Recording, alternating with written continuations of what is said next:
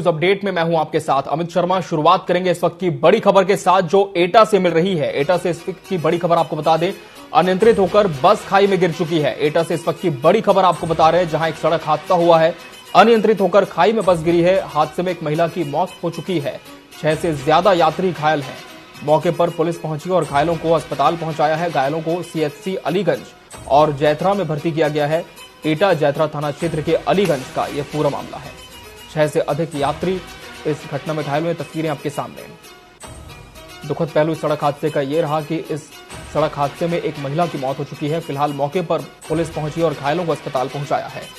एटा से इस वक्त की बड़ी खबर आपको बता रहे हैं, जहां सड़क हादसा हुआ है। अनियंत्रित होकर बस खाई में पलट गई और इस सड़क हादसे में एक महिला की मौत हो गई। वहीं 6 घायल है, जिनका उपचार जारी है।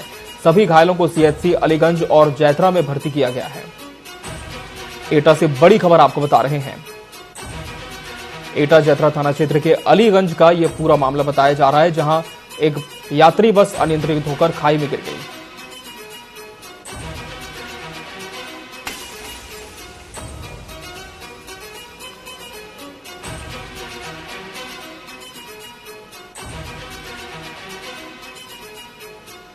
तो इस हादसे में एक महिला की मौत हो चुकी है। वहीं कुछ घायल है, जिन्हें सीएचसी में भर्ती किया गया है।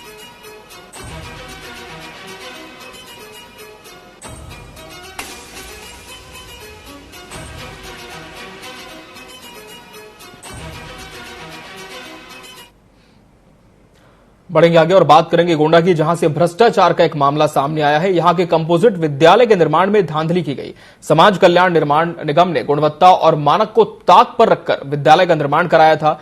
अधिकारियों की साठगांठ से लाखों का बंदरबाट किया गया है। विद्यालय की छत की ढलाई में बड़ा खेल हुआ, लेकिन जिम्मेदार अधिकारी सब जानते हुए भी अनजान बने हुए हैं। गोंडा के कंपोजिट विद्यालय के निर्माण में धांधली का यह पूरा मामला सामने आया है। छत की ढलाई के लिए गुणवत्ताविहीन सामग्री का इस्तेमाल किया गया और ताज्जुब की बात यह है कि जब अधिकारियों के संज्ञान में यह बात थी, उसके बावजूद भी कोई कार्रवाई क्यों नहीं की गई। अधिकारियों की साठगांठ से लाखों का बंदरबाट किया गया है।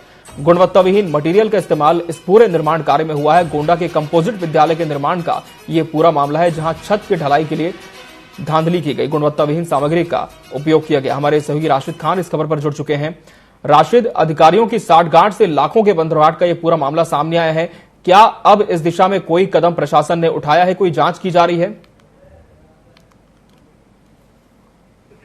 शिक्षा की मंदिर कहा जाने वाला ये कंपोजिट विद्यालय है। जिस तरीके से सरकार शिक्षा को लेकर लगातार प्रदेश में उत्तर प्रदेश को उत्तम प्रदेश बनाने में जुटा हुआ है, तो जिस तरीके से रकाबगंज में कंपोजिट विद्यालय का निर्माण भ्रष्टाचार की लागत से किया जा रहा है और जिस तरीके से जो छत की ढलाई हुई है, जो मानक थे उस मानक को दरकिनार करते हुए जो छत की ढलाई थी उसको पतली कर दी गई है।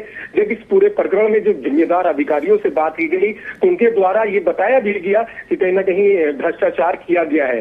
हालांकि बताने के बाद भी किसी तरह की कोई कार्रवाई नहीं की गई। ऐसे में सवाल उन जिम्मेदार अधिकारी पे भी खड़ा होता है कि जिस तरीके से भ्रष्टाचार का ये खेल खेला गया, आखिरकार ऐसे अधिकारियों को कौन संरक्षण दे रहा है और ऐसे अधिकारियों पर कार्रवाई क्यों नहीं हो रही है। ये बिल्कुल सोचने और समझने वाली बात है। जी बिल्कुल राशिद, सवाल तो कई उठेंगे, लेकिन फिलहाल देखना होगा कि जवाब कब तक इस दिशा में निकल कर आ पाता है। बहुत शुक्रिया आपका हमसे जुड़ने के लिए इस खबर पर।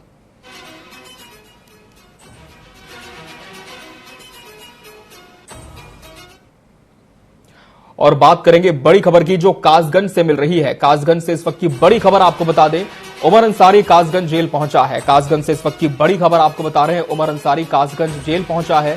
कासगंज से बड़ी खबर है, जहां उमर अंसारी कासगंज जेल पहुंचा। अब्बास अंसारी से मिलने के लिए उमर अंसारी पहुंचा है। अब्बास अंसारी से मिलने के लिए उमर अंसारी कासगंज जेल पहुंचा है। कासगंज से ये बड़ी खबर आपको बता रहे हैं, उमर अंसारी जेल पहुंचा है अब्बास अंसारी से मिलने। अब्बास की पत्नी निकहत बानो भी साथ में मौजूद है। अब्बास की पत्नी निकहत बानो भी साथ में मौजूद है। दोपहर 1:30 बजे अब्बास से मुलाकात होगी। अब से लगभग आधे घंटे के बाद मुलाकात का वक्त तय किया गया है।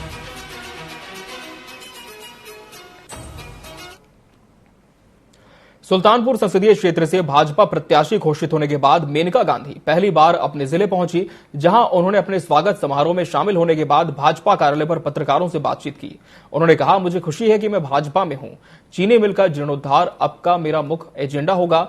एक सवाल के जवाब में कहा, सपा प्रत्याशी भीम निषाद बेहतर छवि के दावेदार हैं। मेनका दिल्ली से सड़क मार्ग के सोमवार शाम को पूर्वांचल एक्सप्रेसवे के टोल प्लाजा कुरेभार पहुंची, जहां पर भाजपा नेताओं ने उनका स्वागत किया।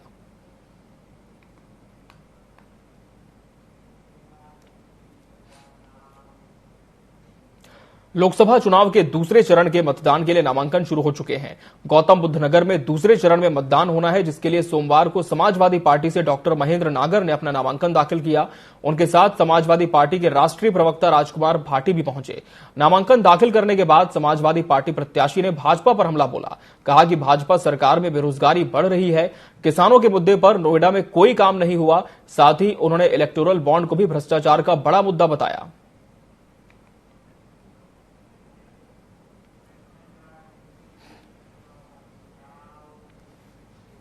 उत्तर प्रदेश में भाजपा का कुनबा लगातार बढ़ता जा रहा है। इस बीच जनपद सिद्धार्थनगर में भी बसपा का दामन छोड़ राकेश दत्त त्रिपाठी भाजपा में शामिल हो गए। राकेश दत्त त्रिपाठी ने बताया कि नरेंद्र मोदी और योगी आदित्यनाथ की लहर की वजह से उन्होंने भाजपा की सदस्यता ग्रहण की। भाजपा कार्यालय में जिला अध्यक्ष कन्हैया पासवान ने राकेश दत्त त्रिपाठी को बीजेपी की सदस्यता दिलाई।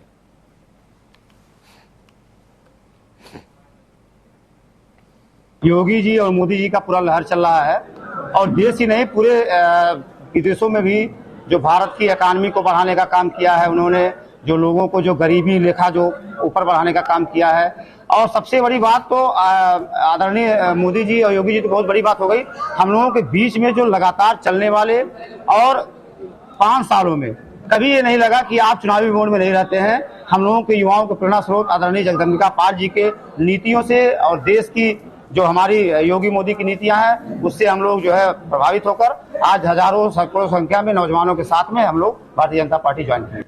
योगी जी और मोदी जी का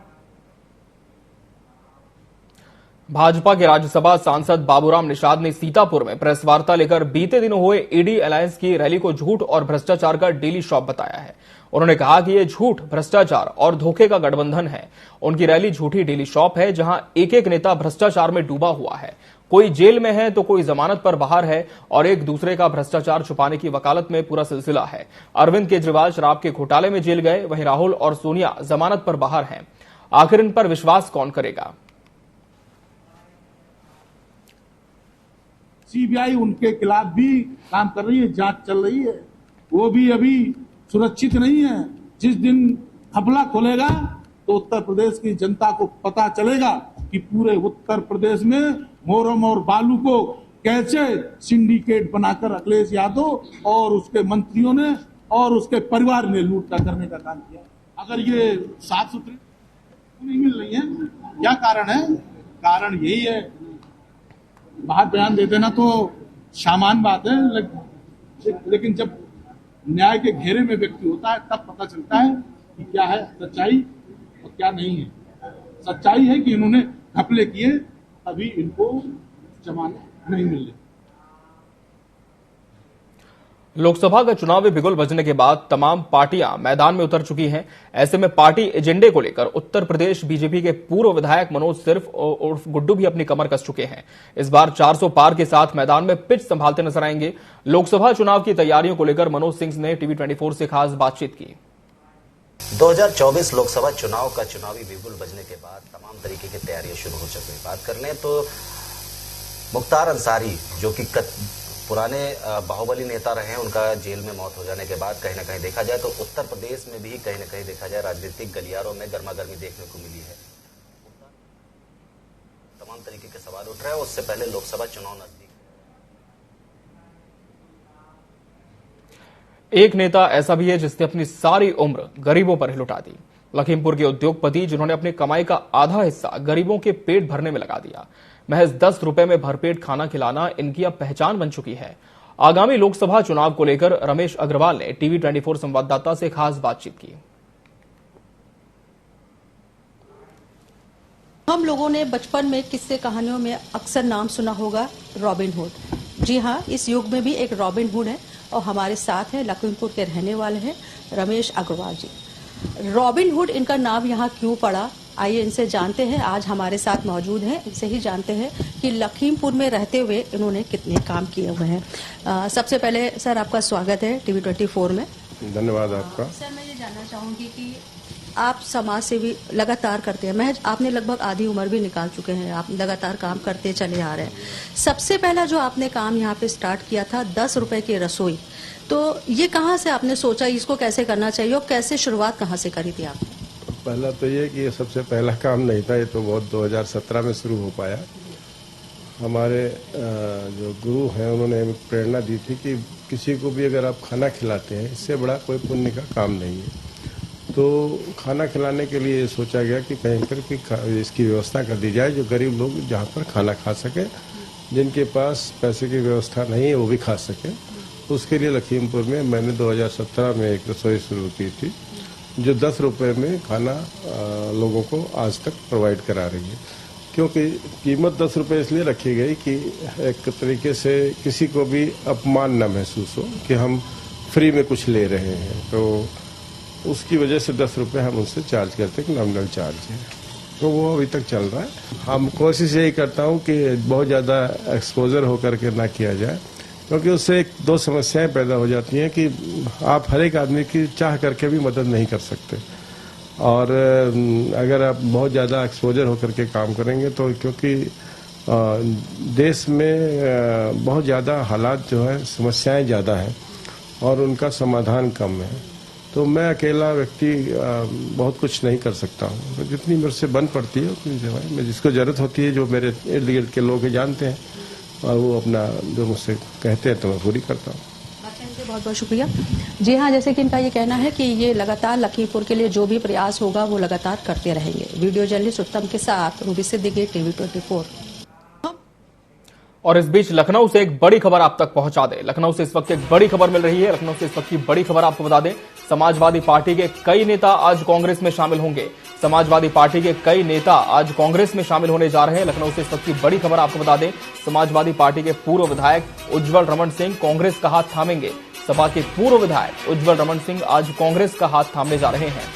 समाजवादी पार्टी के कई नेता आज कांग्रेस की सदस्यता लेंगे। पूर्व विधायक जिसमें शामिल हैं उज्जवल प्रयागराज से कांग्रेस के उम्मीदवार हो सकते हैं। बड़ी खबर आपको बता दें, उज्जवल प्रयागराज से कांग्रेस के उम्मीदवार भी हो सकते हैं।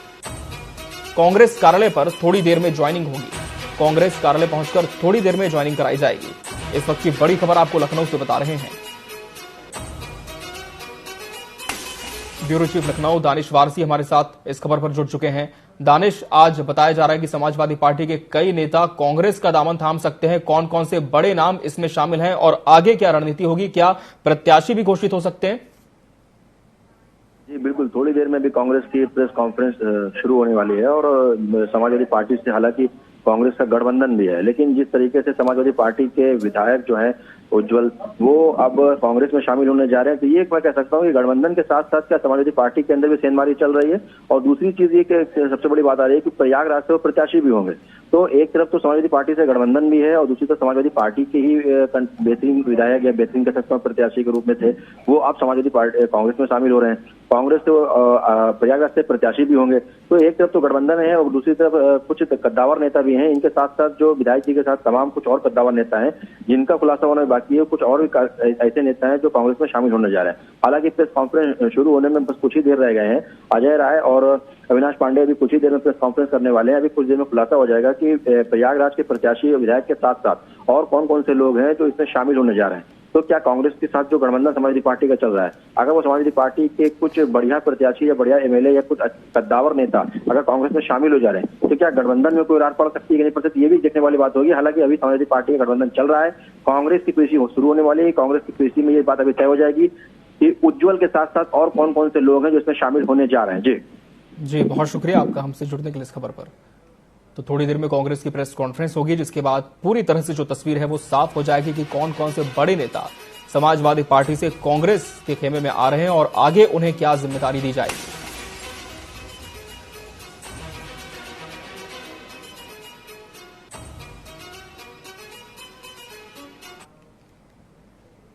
बढ़ते आगे और बात करेंगे गाजियाबाद की, जहां आज कांग्रेस की उम्मीदवार डॉली शर्मा ने अपना नामांकन दाखिल कर दिया है। इस दौरान मीडिया से बताया है कि अरविंद केजरीवाल समेत सभी अलायंस पार्टी का धन्यवाद। ये जो लड़ाई है ये संविधान बचाने की लड़ाई है, गाजियाबाद को न्याय दिलाने की लड़ाई है। गाजियाबाद लगातार हर चीज के लिए तरसा है। गाजियाबाद की जनता पूरी सब्जी नहीं है, हलवा नहीं है। गाजियाबाद की जनता ने भाजपा को सम्मान दिया, बदले में उसे अपमान मिला। जनता गढ़ बनाती है और जनता ही गढ़ को ध्वस्त कर देती है। वो समय गाजियाबाद भूला नहीं है जब ऑक्सीजन के लिए लंगर लगे थे और स्वास्थ्य मंत्री अपने घर में छुपकर बैठे थे। दिन दहाड़े महिलाओं से चेन लूटी जाती है, दुकान लूटी जाती है। छोटा और मध्यम व्यापारी आज परेशान है।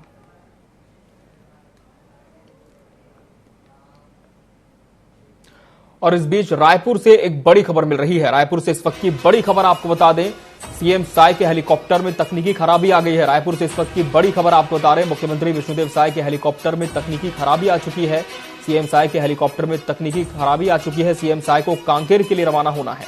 सीएम साय को कांकेर के लिए रवाना होना है, लेकिन इसके पहले ही उड़ान भरने से पहले उनके हेलीकॉप्टर में तकनीकी खराबी आ चुकी है। रायपुर से बड़ी खबर आपको बता रहे हैं, सीएम साय के हेलीकॉप्टर में तकनीकी खराबी आ चुकी है। पुलिस लाइन के हेलीपैड लाउंज में है सीएम साय। पुलिस लाइन के हेलीपैड लाउंज में सीएम साय हैं। कांकेर उन्हें रवाना होना था, लेकिन हेलीकॉप्टर में खराबी आने की वजह से रवाना नहीं हो पाए। सह प्रभारी नितिन नवीन और प्रदेश अध्यक्ष किरण सिंह देव भी उनके साथ मौजूद हैं। छत्तीसगढ़ बीजेपी के सह प्रभारी हैं नितिन नवीन और प्रदेश अध्यक्ष किरण सिंह देव भी मुख्यमंत्री विष्णुदेव साय के साथ मौजूद हैं।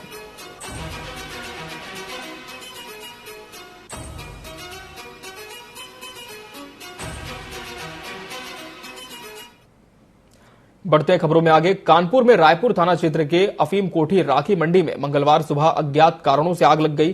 कुछ ही देर में कई झोपड़ियां और दुकानें आग की चपेट में आ गई। बस्ती में जमा कबाड़ भी आग की चपेट में आ गया।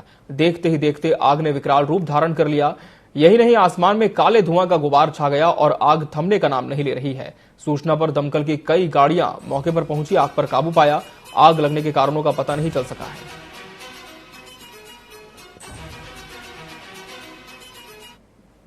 देखिए, अभी जैसा आप देख रहे हैं ऑपरेशन अभी सुचारू रूप से चालू है, लेकिन जैसी ही सूचना प्राप्त हुई कि अफीम कोठी क्षेत्र में कि कबाड़ के बड़े गोडाउन में बड़ा फायर हुआ है, तो उस घटना की संवेदनशीलता देखते हुए, क्योंकि लाटू छोड़ क्षेत्र संवेदनशील है, आपको सबको पता है, तो उसकी देखते हुए हमने तुरंत ही मौके पर 8 से 10 गाड़ियों को निकाला और जो भी लोग इधर उधर थे उनको बाहर निकाला गया। बाकी आग बुझाने का प्रयास किया गया। तो करीब करीब 10 गाड़ियां मौके पर हैं और आग पूर्ण रूप से कन्फाइंड है और जो भी रह रही है उसको हम बुझाने का पूरा प्रयास कर रहे हैं और पूर्ण रूप से बुझाने के बाद पुनः आपको बताया जाएगा। देखिए, अभी जैसा आप देख रहे हैं ऑपरेशन अभी आग भैया नहीं, पीछे जल नहीं है, जल निगम वाले कूड़ा जला रहे थे। वो उस कूड़े को आग बहुत तेज होते हुए प्लास्टिक में पकड़ ली। प्लास्टिक पर यहाँ गोदामों में पकड़ लिया। उसके बाद एक घर में पड़ा, घर में सिलेंडर फटने से और जगह आग बढ़ गई। नहीं, किसी को कुछ नहीं हुआ, मगर नहीं है जो काफी नुकसान लोगों का हुआ। 2 लोग बच गए, काफी थोड़े जल बल गए जो सिलेंडर हटा रहे थे। सादुल्ला नगर थाना प्रभारी के खिलाफ साक्ष्य छुपाने के आरोप में केस दर्ज किया गया है। अपर पुलिस अधीक्षक की जांच में इंस्पेक्टर दोषी पाए गए। कई नोटिस भेजे जाने के बाद भी थाना प्रभारी ने कोई जवाब नहीं दिया। आपको बता दें कि गोंडा जिले के देहात कोतवाली में कोर्ट के आदेश पर 22 नवंबर 2014 को मारपीट, गाली गलौज सहित कई गंभीर धाराओं में मुकदमा दर्ज था। उस समय उप निरीक्षक ब्रिजनंदन सिंह मामले की जांच कर रहे थे। प्रारंभिक जांच में उन्होंने केस डायरी में साक्ष्य न लगाकर अंतरिम रिपोर्ट भेज दी। अपर पुलिस अधीक्षक ने दोबारा जांच के लिए फाइल को वापस किया था, लेकिन इसके बावजूद साक्ष्य नहीं लगाया गया।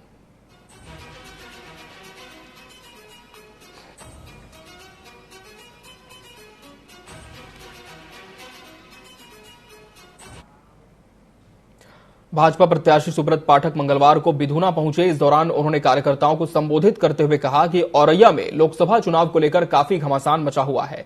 इंडिया गठबंधन और एनडीए दोनों एक दूसरे पर बयानबाजी करते नजर आ रहे हैं। सुब्रत पाठक ने इंडिया गठबंधन सरकार और कांग्रेस पर हमला बोला। उन्होंने इंडिया गठबंधन को घमंडिया गठबंधन बताया, वहीं एनडीए को राष्ट्रवादी संगठन बताया।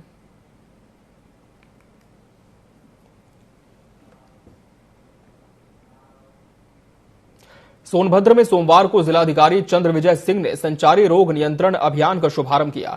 संचारी अभियान की जागरूकता रैली को कलेक्ट्रेट परिसर से हरी झंडी दिखाकर रवाना किया। इस दौरान जिलाधिकारी ने उपस्थित जनसमुदाय को संचारी रोगों से जागरूकता के लिए शपथ दिलाई।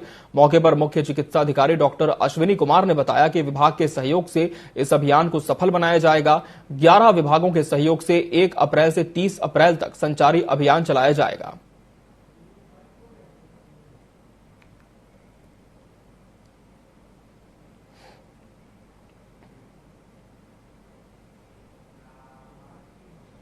लोकसभा चुनाव को लेकर झांसी पुलिस एक्टिव मोड में है, जहां शराब माफियाओं के खिलाफ ताबड़तोड़ कार्रवाइयां जारी हैं, जिसके चलते बबीना पुलिस को बड़ी सफलता मिली। थाना प्रभारी ने शराब के ठिकानों पर दबिश देकर 550 लीटर अवैध कच्ची शराब बरामद की। मौके से 2000 लाहन भी बरामद किया गया। पुलिस ने एक शराब तस्कर को गिरफ्तार कर लिया है। इसके अलावा पुलिस उसके अन्य साथियों की तलाश में जुटी है, जो मौके से भागने में सफल रहे।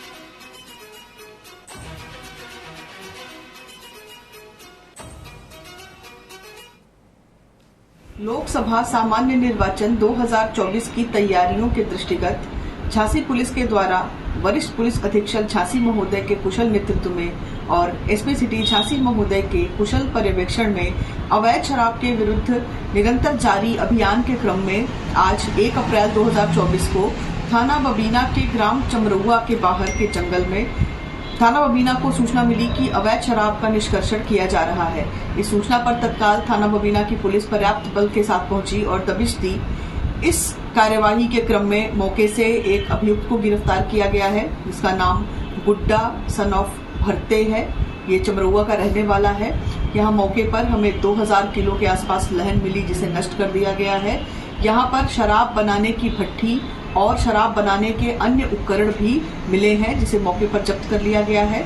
इसके अलावा अभियुक्तगण के कब्जे से 550 लीटर अवैध शराब बरामद की गई है। इसके साथ न्यूज अपडेट की खबरों में फिलहाल इतना ही। मुझे दीजिए इजाजत। नमस्कार।